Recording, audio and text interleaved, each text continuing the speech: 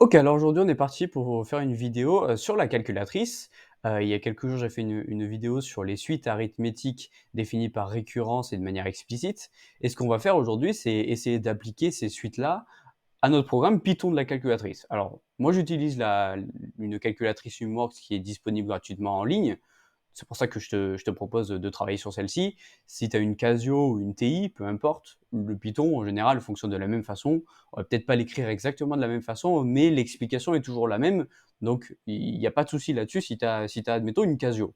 Je t'invite quand même à prendre ta calculatrice et au fur et à mesure où on suit la vidéo, mettre sur pause s'il faut et essayer d'adapter ton programme à ta calculatrice. Donc, ce qu'on va faire, c'est qu'on va tout de suite dans Python, tac. Donc là, si tu as la Numworks, tu verras qu'il y a pas mal de programmes qui sont déjà préécrits, comme le polynôme, par exemple, que tu as dû commencer à faire normalement en début d'année. Tu vois, normalement, tu vois ici roots, bon, c'est les racines en anglais.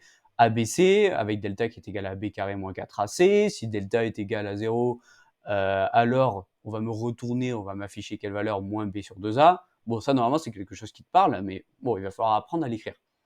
Ce que je ferai ici, moi, c'est juste le modifier un petit peu, parce que là, on a la solution est égale à 0, supérieur à 0, mais on n'a pas inférieur à 0.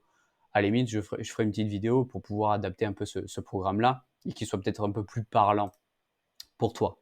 Donc moi, ce que je vais faire, c'est juste, je vais rajouter un nouveau script, je vais bloquer mon alpha, et on va commencer par les suites définies déjà par récurrence. Donc je vais écrire récurrence, je cherche le U, ok, R-E-N... C-E. Ok, récurrence. Je te laisse faire la même chose, mettre sur pause sur la vidéo pour pouvoir suivre s'il faut. On exécute et on est parti. Alors, déjà, ce qu'il va falloir faire, c'est définir notre UN, notre fonction UN plus 1. Donc, pour ça, il va falloir en fait poser une fonction. Normalement, tu as vu dans ton cours que pour pouvoir poser une fonction UN dans Python, il va falloir l'écrire sous forme de fonction.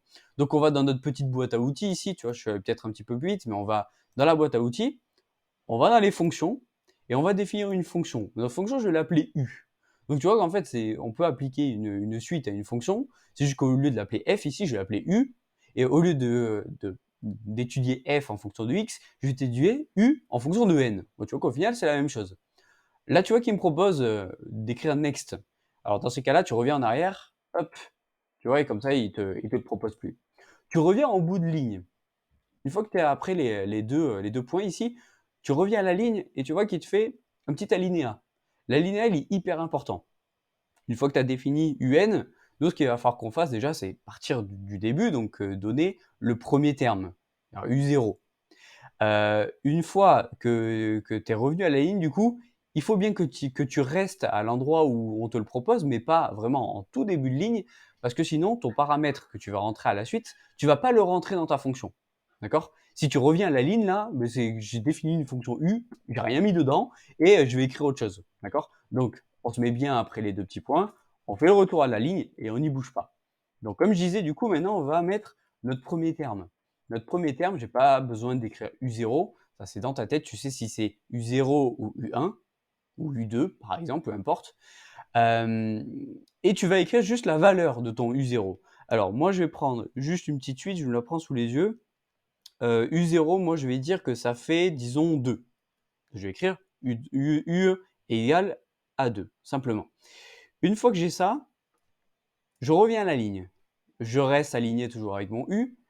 Et ce que je vais vouloir faire dans mon programme Python, c'est d'appliquer ma suite U avec n'importe quel terme. C'est-à-dire, si je veux U8, par exemple, je vais vouloir quand même pouvoir écrire U8 dans ma calculatrice et qui me calcule du coup tous les rangs jusqu'à U8 pour pouvoir me proposer la solution. Donc, pour ça, il va falloir créer une boucle. Donc, je reviens dans ma petite boîte à outils, je vais dans mes boucles et test ici, for, et je vais prendre cette solution-là, for i in range, où je vais lui dire, tiens, je prends la valeur de départ jusqu'à la valeur que j'aurais décidé. Ok?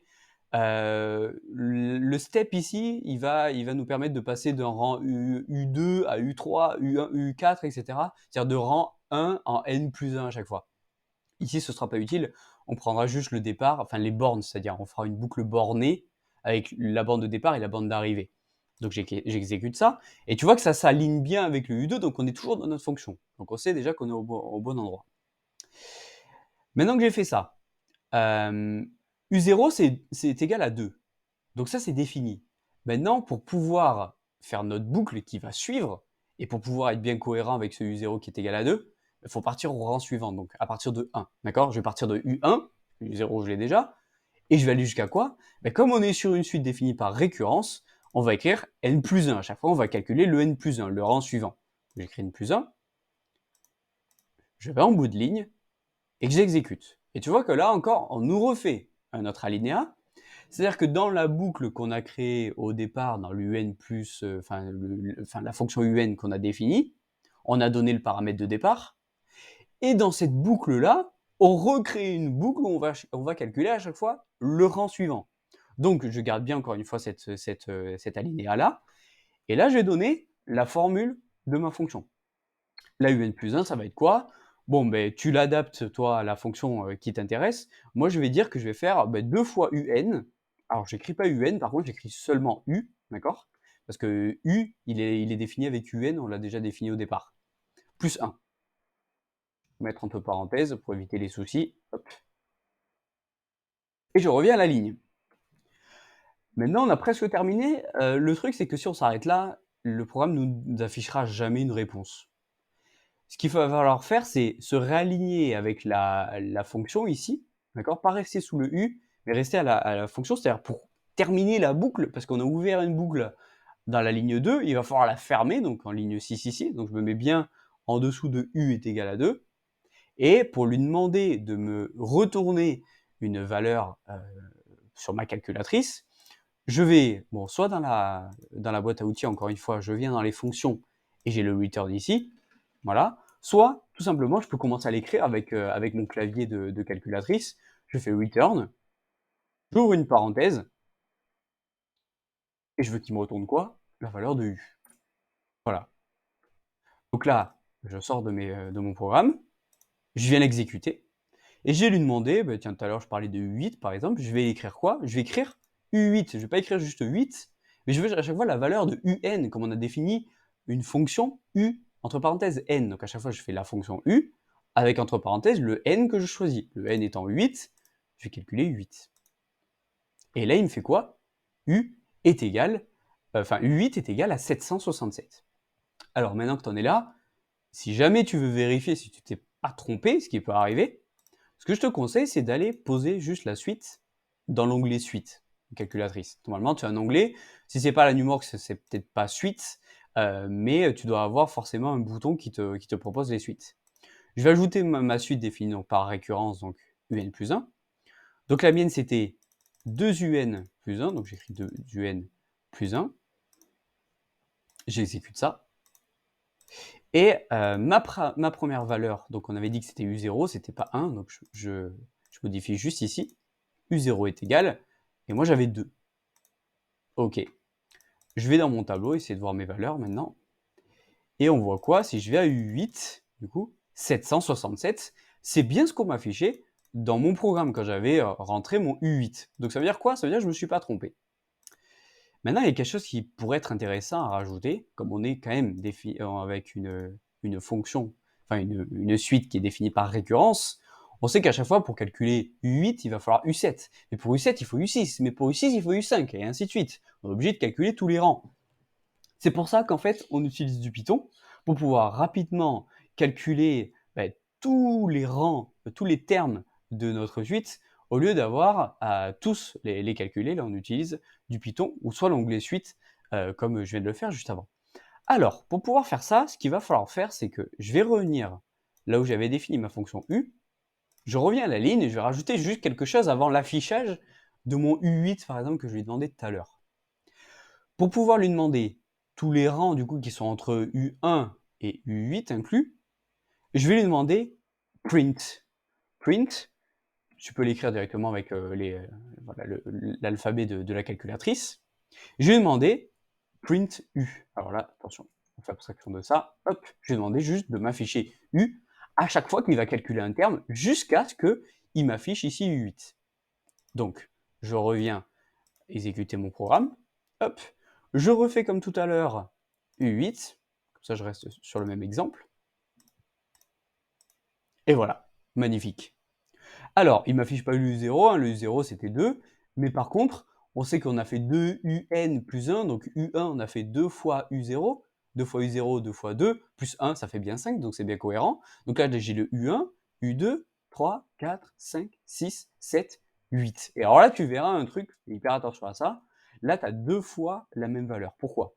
Parce que je lui ai demandé de m'afficher toutes les valeurs comprises entre U1 et U8. Mais j'ai bien précisé avant, U8 inclus. Donc en fait, quand je lui ai fait print U, il m'a affiché tous les rangs jusqu'à U8. Et il m'affiche, comme je lui ai demandé aussi de me return la valeur de 8, il me l'affiche de nouveau. Donc ça, à la limite, la dernière valeur ici, tu fais abstraction, tu sais juste qu'ici, tu as U1 jusqu'à ici, U8. Ok? Voilà, ça c'était pour la fonction définie par récurrence. Allez, maintenant ce que j'aimerais faire, c'est écrire un script un peu similaire, mais pour une suite, cette fois-ci qui va être définie de manière explicite. Donc je vais juste créer un autre script, je cherche le E, je vais l'appeler exple, ça va être suffisant, tu auras compris que c'est l'explicite, je te laisse toi écrire le programme si ça t'intéresse. Je cherche juste le L, voilà, qui est là, hop, je l'exécute et on est reparti. Alors, le principe, c'est le même, hein. On va définir une nouvelle fonction qu'on va appeler UN. Je fais def fonction, U en fonction de n, je fais juste après de ce qu'on me propose. Je vais à la ligne. Je reste bien là où on me l'indique, je ne reviens pas en tout bout de ligne, hein. Je donne la première valeur, je vais partir de U0 qui va être égal à 2. Bon, encore une fois, le même principe, hein, mais je veux juste donner la valeur de départ, dire, ben voilà, on part de U0 qui est égal à 2. Et après, j'appliquerai ma suite. Je reviens à la ligne, je commence à créer ma boucle. Donc le for in range, tu t'en souviens? Tac, for in range avec la boucle bornée, avec le start et le stop. Hop, je pars bien du rang 1, puisque le rang 0, je l'ai donné ici, U est égal à 2 au départ. Et cette fois-ci, au lieu de faire n plus 1 à chaque fois, comme on est sur une suite de manière définie de manière explicite, je vais de 1 à n simplement. J'écris maintenant l'expression de ma suite. Moi, je vais changer un petit peu, je vais l'appeler, alors je vais faire n au carré moins 5, disons. J'oublie pas le carré par contre. Là, j'ai bien deux astérisques, c'est pas 2 fois le signe multiplié, hein, il n'y a pas de souci là-dessus. Regarde, parce que là, moi, je l'ai fait avec mon clavier d'ordinateur, mais si tu vois mon curseur de la souris, si j'appuie ici sur le carré, tu vois, ça m'affiche bien les 2 astérisques. Donc, il n'y a pas de souci, c'est bien un carré qui est noté ici. Je mets le moins 5, je ferme ma parenthèse. Je m'aligne bien avec la boucle que j'ai ouverte quand j'ai défini ma fonction, donc avec le U0 est égal à 2, et je vais lui demander de me retourner la valeur de U que je cherche. Hop. Et là, j'ai déjà terminé mon programme. Je peux le tester en l'exécutant. Hop. Comme c'est un carré, bon, ça va aller assez vite. Disons que je vais lui demander U5 peut-être. U5. Et il m'affiche 20.